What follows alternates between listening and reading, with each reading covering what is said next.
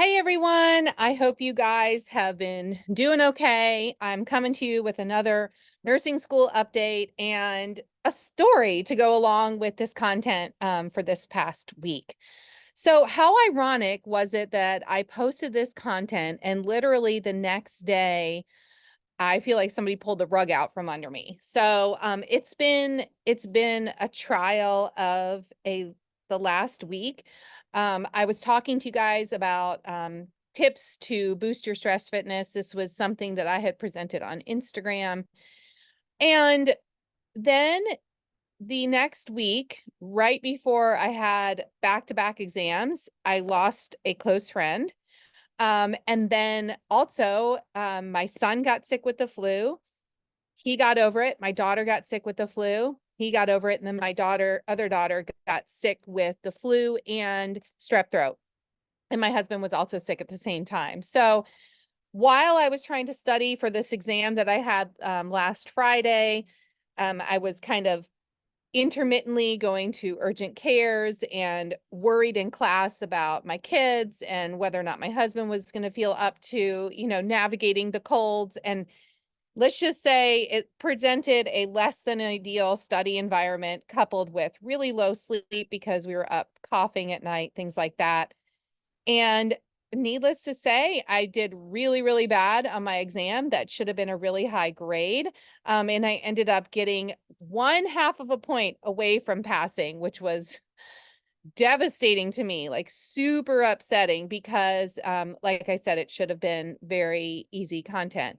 So we're going to circle back to that and how these, that actual happening has actually built a greater stress fitness in me and going through that stressor. Certainly, it's not the first stressor I've had in my world, but it was a huge one. And I'll share as we go along kind of what I felt during that test time, which if you're in nursing school, you probably have felt the same stressors during a test experience, or maybe even at other times while you're studying or in class or something like that.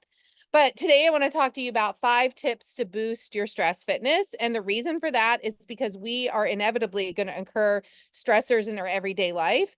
And you may have already seen in your world people that experience stress and they don't seem to be bothered by it. They actually are invigorated by it. They feel enlivened and they have the same physiological response, right? Their blood pressure goes up, but it's not like the person who perceives that stressor as a threat, who that blood pressure is going up because of the shift in cortisol and vasoconstriction that's occurring. Instead, the person that experiences that stressor as a challenge results in high blood pressure, but it's because they have more cardiac output and they have greater oxygenation to the brain. This is a huge deal, right? Because could I, in that moment when I got their really bad grade, could I just say, oh, well, this is actually just a challenge? Can I shut down my autonomic nervous system? No.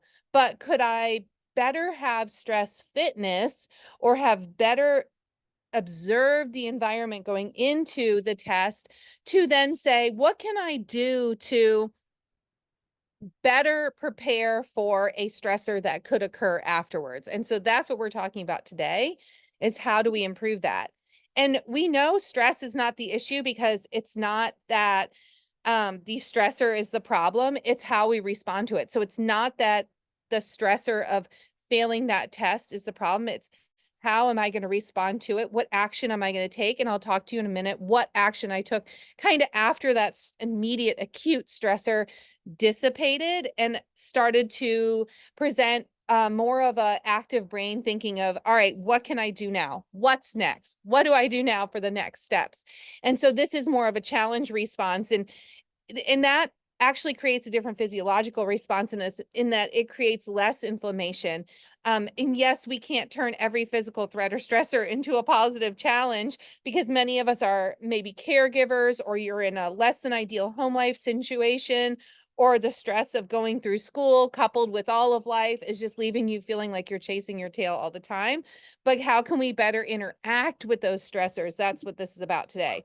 So the first tip today is that change your environment. So today I am showing you a different environment. I am outside on my porch. In the back is my garden. Um, there is a dog barking in the background. I'm out in fresh air, the birds are chirping, the sun is out, changing my environment. And granted, this week we're on spring break, so I could change my study and work environment away from, the blinds down in the lecture classroom, and bright lights over us, and looking at a PowerPoint and looking at a screen, and not outside in sunlight, not able to, eat a meal like you are at home. Changing your environment makes a really big difference. What happens if you can't just place yourself outside and change your work environment outside? You can take things inside. So I have a diffuser on here. You can add in essential oils. My blog post goes into lengthy detail on that I'll link below on all of these different ways that we can change our environment. But the study here, it's citing earthing and grounding and how we can just change our physical response to stress or our nervous system response by participating in earthing or grounding. This is so powerful for nursing students, especially because of the ongoing stress. Granted, it's not forever, it's for 2 years, right? But it's a lot in a very short period of time that is pretty much consistent for those 2 years. So we have to have tools. So another idea is to add meaning and purpose to your work, right? So we don't need a study attached to this, but nursing, I can't even imagine anything more powerful than finding that purpose. And everyone, like all of my fellow students, have a purpose. They want to become a nurse because they're compassionate and want to help others. And this piggybacks in motherhood. How do we continue to find this purpose within our role as mother that can override the stressors that are the day in, day out tasks that some of us may not love?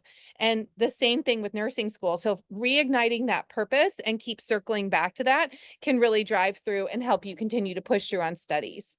So 3 is add in a stress reprieve to your days with movement. This is so, so important. There's no faster way to intercept a stressful situation than movement.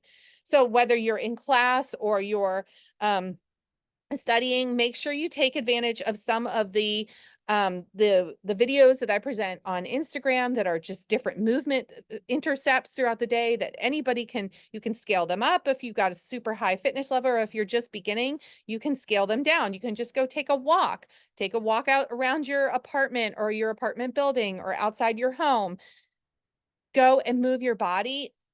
Even better if you can gain some greater like cardiac output. So if you're really trying to, get your heart rate up, get your breathe hard, move a lot of your muscles, this helps to reduce the stress response that you may actually be incurring, or it increases your stress fitness overall and help to shift from that threat response when a stressor occurs to more of a challenge response. And again, in my blog post, I go into a lot more detail, and these studies cited below also provide a lot of cool detail on what this actually does to us.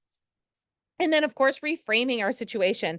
And in this, I sourced a study on VILPA. So it's just about adding in variable intensity exercise into your day. Now, this can be something like, okay, you're at the hospital and you're going to run up a couple flights of stairs, and you say you're going to do that 3 or 4 times during the day. Or you are you're at home, you're like, all right, I'm going to do a set of 20 squats as deep as I can, as quickly as I can, 5 times today. Or I'm going to go and take a walk, and I'm going to walk up this hill outside my home 5 times today. And I'm going to do these little bouts of exercise. This changes our stress response and can also improve our fitness, which changes our coping mechanisms. And I know all of you in nursing school know all about coping mechanisms.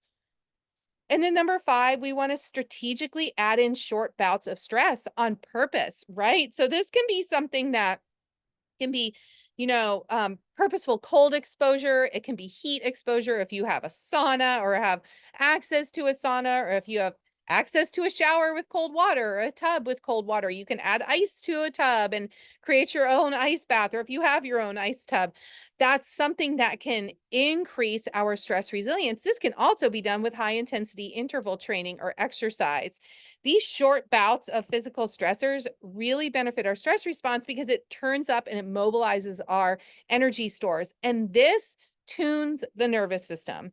So this is so important because when we do have stressors like a low test grade or even the stress building up to a test, I've got another test next week and I'm stressed because I need to have a better grade to bring my average up. But all of these things I'm doing now to help to continue to improve my stress fitness as I navigate the stressors of nursing school and start to be able to handle them even better. So I hope this was helpful for you today and that if you're in nursing school, that you're still building in practices that are going to keep your body healthy and resilient to stressors that are occurring, and that you stay mindful of your purpose and that you are going to be an awesome, awesome nurse. Thanks.